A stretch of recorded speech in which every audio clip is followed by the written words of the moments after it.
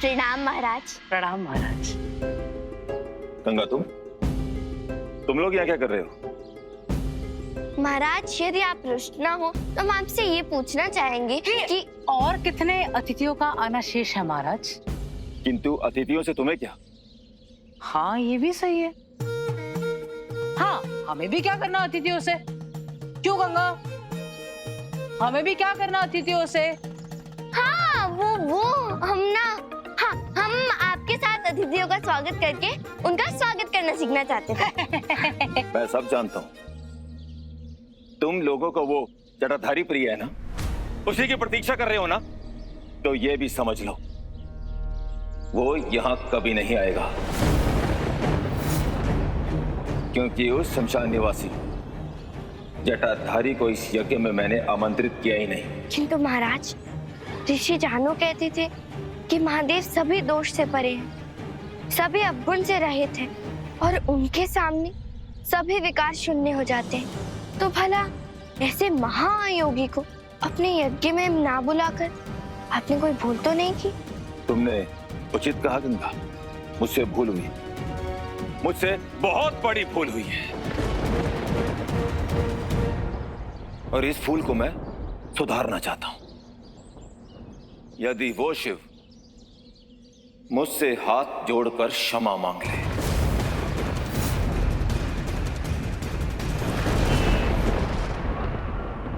क्षमा कर दीजिए हमें देवी, क्षमा कर दीजिए। कितने क्रूर पति हैं आप, ये ऐसी अवस्था में भी आपको इतना कष्ट दे रहे हैं। किंतु हम क्या करें, क्या करें हम? देवता कहते हैं कि कष्टों में ही धैर्य की परीक्षा होती है, और ये परीक्षा हमें देनी ही होगी।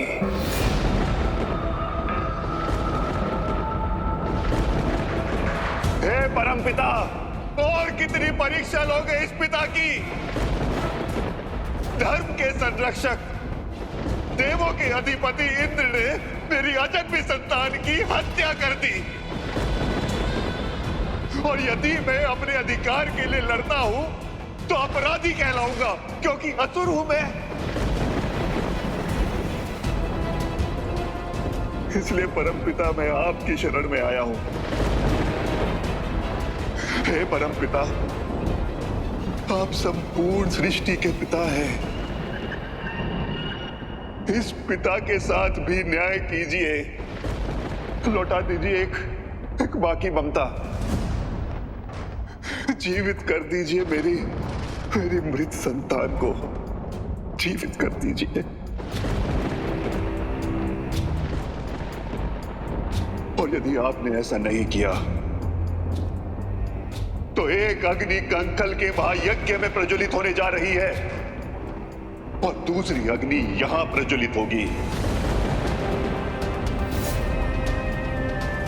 और धर्म की उस अग्नि में आहुति से पहले मेरे साथ हुए अन्याय के कारण मैं समस्त परिवार के साथ यहां आहुति दूंगा, सपरिवार आत्मदाह करूंगा।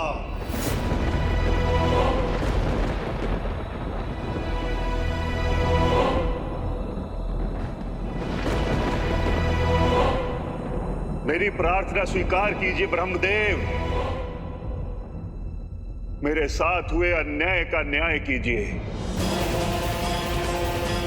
ओम ब्रह्मदेवाय नमः, ओम ब्रह्मदेवाय नमः। किंतु महादेव तो क्षमा देते हैं, और जिनका दोष ही नहीं वो क्यों क्षमा मांगे? गंगा, जितनी तुम्हारी आयु कम है, बुद्धि उससे भी कम है। उस जटाधारी के गुण दोष को रहने दो, और तुम वो कार्य करो जो तुमने मुझसे मांग कर लिया था। यज्ञ में देवताओं की स्थापना भोग बनाने का कार्य।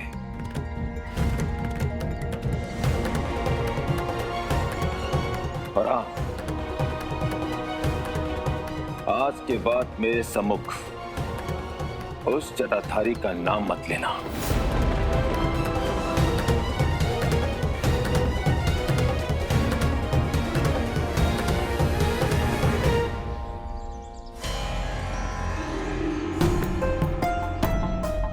तो ये गंगा महादेव की भक्त है,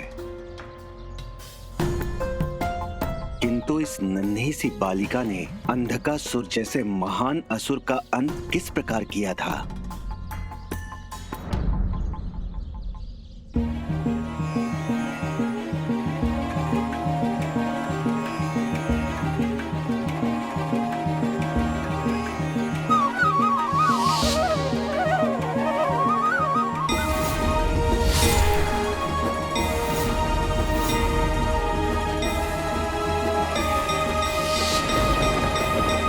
गंगा केवल महादेव की भक्त ही नहीं है, अपितु साक्षात महादेव की कृपा भी है इस पे। और जिस पर महादेव की कृपा हो वो किसी भी अधर्मी का काल बन सकती है। इसलिए अब मुझे इसकी संपूर्ण शक्तियों को जानना ही होगा। जानते हैं महादेव, आपसे मिलने की प्रतीक्षा में सदैव हमने आपके प्रिय प्रतीक एकत्रित करते रहे। हमने सोचा था कि जब हम आपसे भेंट करेंगे या तब हम आपको ये सब दिखाएंगे, किंतु अब कोई लाभ नहीं। आप तो यहाँ आने ही नहीं पाते।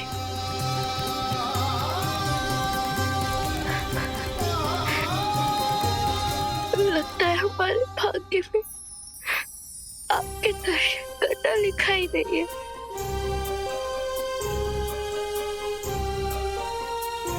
गंगा, तुम ये क्या कर रही हो? हम कुछ भी करें तुम्हें क्या? तुम कोई गुप्तचर हो जो दिन भर गंगा के बारे में पता करते रहते हो?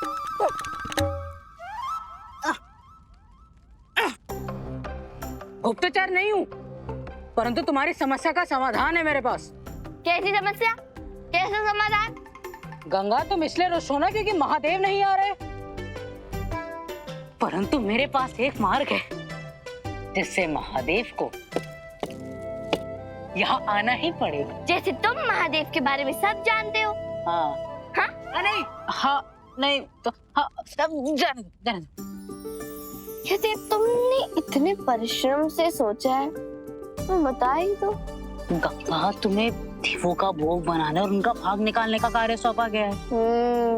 अब इससे महादेव का क्या संबंध? गंगा, संबंध है, क्योंकि सारा संसार जानता है कि जब भी हम किसी देवता के लिए भोग बनाते हैं, उनका भाग निकालते हैं, तो उन्हें उसे ग्रहण करने अवश्य आना पड़ता है।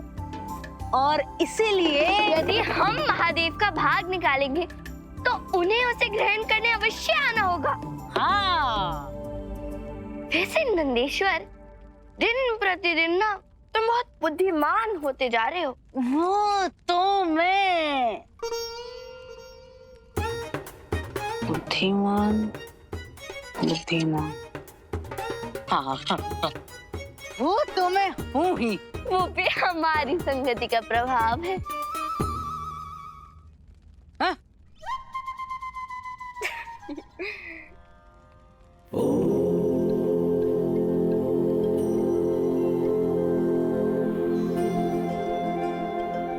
महादेव, अब तो हम आपको कनखल बुलाकर ही रहेंगे।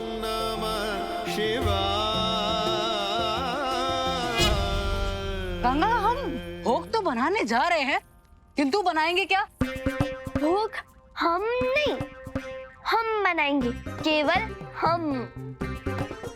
और भोग बनाने की सारी योजना हमारे मन में है। चलो गंगा, बना लेना, परंतु ये समझ देवी देवताओं के भोग की बात है। अब हमें भी थोड़ा सा भोग बना के इस पुण्य का लाभ लेने दो ना। नंदेश्वर, यदि तुम भोग बनाओगे ना तो महादेव कभी आएंगे ही नहीं, इसलिए भोग हम बनाएंगे और इतना स्वादिष्ट बनाएंगे कि महादेव को कनखल आने से स्वयं महाराज तक्ष भी नहीं रोक पाएंगे। क्यों नहीं? इसलिए भोग केवल हम बनाएंगे। तुम जाओ, सामग्री लेकर आओ। नहीं, हाँ जाओ। हे देवी गंगा, मैं भी हृदय से चाहता हूँ कि आपको महादेव के दर्शन हो जाए, परंतु समझ नहीं पा रहा हूँ कि इतनी विषम परिस्थितियों में ये संभव कैसे होगा। ओम ब्रह्मदेवाय नमः। ओम ब्रह्मदेवाय नमः। ओम ब्रह्मदेवाय नमः। ओम ब्रह्मदेवाय नमः। परमपिता, लगता है आप तभी न्याय करते हैं जब देवों पर अन्याय होता है, परंतु हम असुरों के ऊपर हुए अन्याय की तो आपको कोई चिंता नहीं। तो ठीक है, मैं अपने ऊपर हुए अन्याय के कारण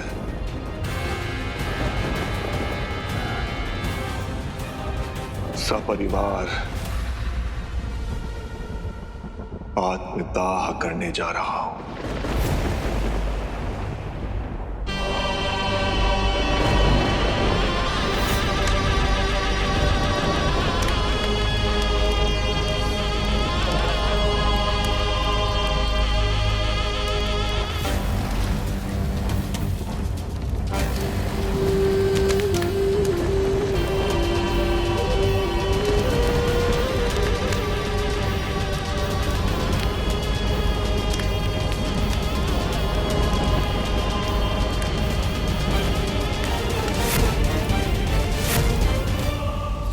नारायण नारायण। देवर्षि, हमें ज्ञात है आप यहाँ क्यों प्रकट हुए हैं। प्रतीत होता है कि आप तारकासुर के इस परिवर्तित स्वभाव से प्रसन्न नहीं, अपितु चिंतित हैं। देवर्षि, अधर्म और पाप का नाश करने के लिए ही तो इस संसार में देवी गंगा का अवतरण हुआ है। इसलिए तारकासुर के लिए यही हितकारी होगा कि वो धर्म के मार्ग पर चले, अन्यथा उसके अधर्म और पाप के नाश का कारण बन जाएंगी पाप नाशिनी देवी गंगा।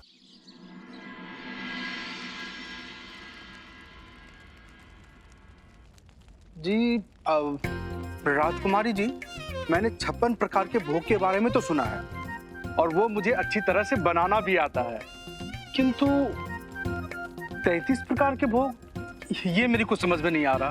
काका देखिए, महाराज दक्ष एक महापुण्य यज्ञ करने वाले हैं। हाँ, तो कल उसी का स्थापना यज्ञ है। तो स्थापना यज्ञ में हम 33 कोटि देवी देवताओं को भोग लगाकर उसे स्थापित करेंगे। परंतु 33 प्रकार के भोग से 33 करोड़ देवी देवताओं को कैसे भोग लगा सकते हैं?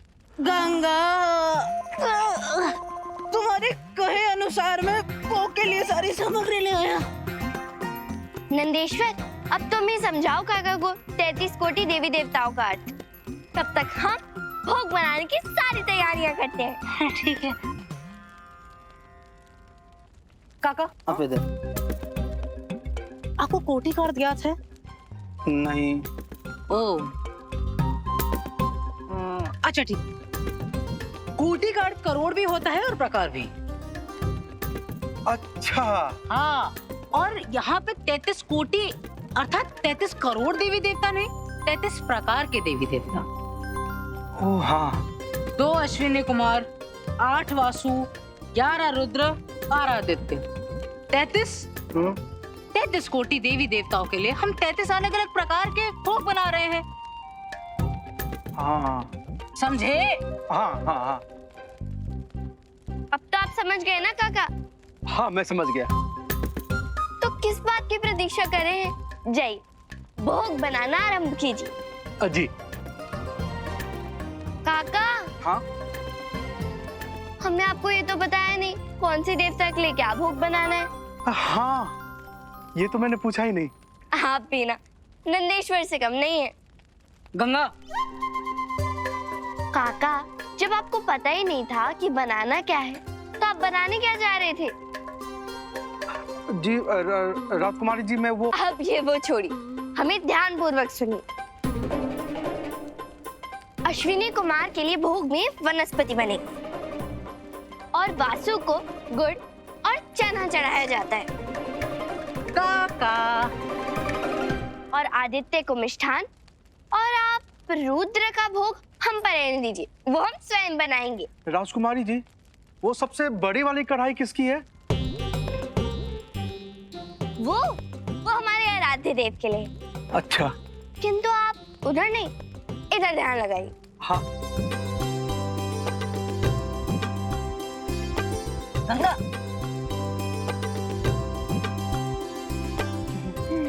गंगा, मैं भी तुम्हारी सहायता करूं क्या महादेव का भोग बनाने में? नंदीश, हाँ, तुम बनाते कम और बिगाड़ते अधिक हो, इसलिए तुम्हें यदि सहायता करनी है ना तो जाओ काका की करो, किंतु महादेव का भोग तो हम ही बनाएंगे, वो भी सच्ची श्रद्धा और पूर्ण भक्ति भाव से। मुझे नहीं करनी काका की सहायता, बनाने दो ना, करने दो सहायता तुम्हारी। जाओ उनकी सहायता करो। कैसे तुम्हारी?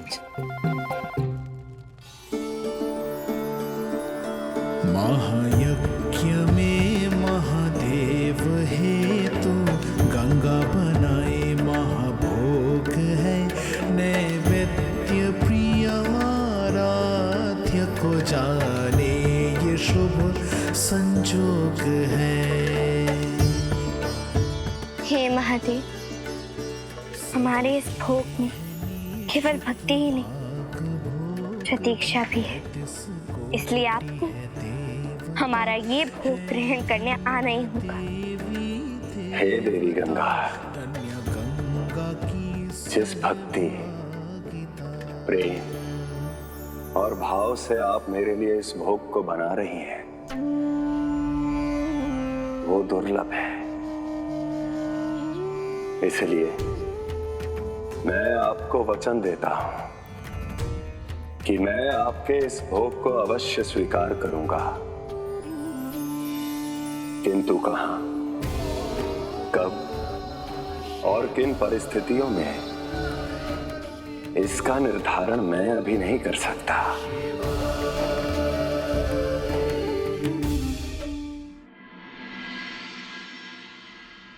प्रणाम महादेव।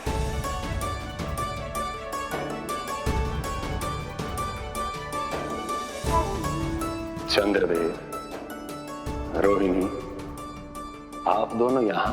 हे देवों के देव, आपके दर्शन की अभिलाषा लिए हुए हम यहाँ चले आए। आप देवों के देव के साथ साथ मेरे जीजाश्री भी हैं, और मैं यहाँ अपने जीजाश्री और अपनी दीदी से मिलने आई हूँ। कहाँ है मेरी दीदी सती? कहीं दिखाई नहीं दे रही। समझ गई, वो अवश्य ही कनखल जाने की तैयारी कर रही होंगी। ये तो देवी सती ही आपको बता सकती हैं। इस समय वो अपने कक्ष में ही होंगी। तो आप दोनों वार्तालाप कीजिए और मुझे आज्ञा दें, क्योंकि मैं अपनी दीदी से मिलने के लिए अत्यंत व्याकुल हूँ।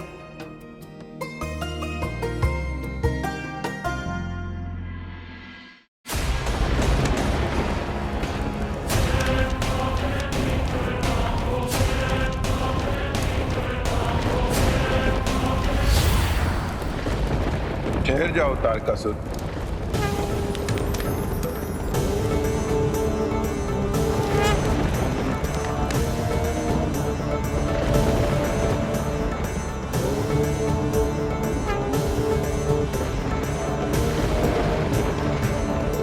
मैं जानता था परमपिता, आप अवश्य आएंगे, क्योंकि यदि आप नहीं आते तो आप ही के द्वारा बनाया गया विधान खंडित हो जाता कि आप असुर और देवों में कोई भेद नहीं करते। तारकासुर, कहो किस कारणवश तुमने हमारा स्मरण किया? तुम्हें क्या चाहिए? न्याय, न्याय परमपिता, केवल न्याय। परमपिता, जिस इंद्र को आपने धर्म की रक्षा के लिए देवों का अधिपति बनाया, देखिए उसने मेरी पत्नी की क्या स्थिति कर दी। मेरी पत्नी से उसकी ममता छीन ली और मेरे अजन्मे बच्चे की हत्या की है। धर्म की रक्षा कीजिए परमपिता, और एक पिता को न्याय दीजिए। न्याय। तारकासुर, तुम्हारे साथ कोई अन्याय नहीं होगा। मैं तुम्हें वरदान देता हूं, तुम्हारे जिस पुत्र के 3 खंड हुए हैं, वो 3 खंड तुम्हारे 3 पुत्रों के रूप में जन्म लेंगे और वो इतने शक्तिशाली होंगे कि संपूर्ण संसार में उन्हें कोई पराजित नहीं कर पाएगा।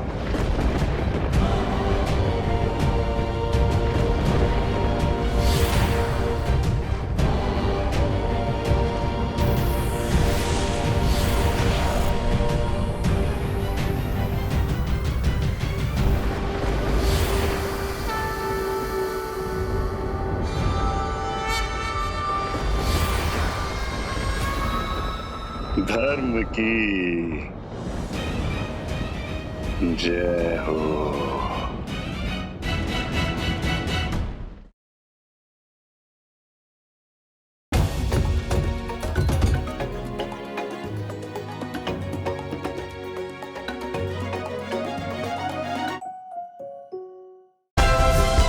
Like, share, subscribe and click on the bell icon to never miss an update from Ishara.